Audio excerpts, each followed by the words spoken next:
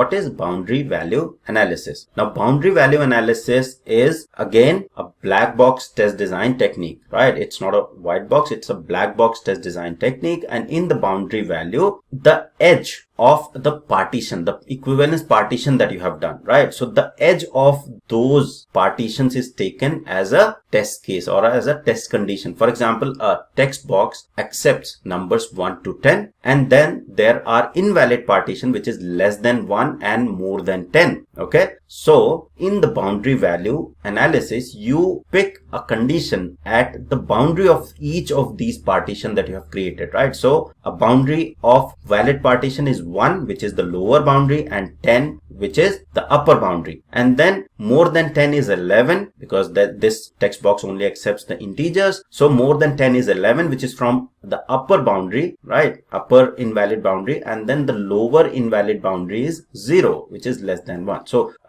0, 1, 10 and 11 make the conditions to test this particular text box, which accepts only 1 to 10 number. This is just a very simple example. You can correlate the same thing with the real testing and real applications whenever you come across, right? I have created a detailed explanation on equivalence partitioning, boundary value analysis. Recently, I have posted a complete manual testing series, so you can go ahead and watch that as well to get more insights into boundary value analysis and equivalence partition. Now, it is a black box test design technique where test cases are designed using boundary value analysis, and it is used in range checking. To apply BVA, you need to take maximum minimum values from valid partition together with first or last value respectively in each of the invalid partition adjacent to the valid partition, which I have already explained, right? So this is just a text you can read later.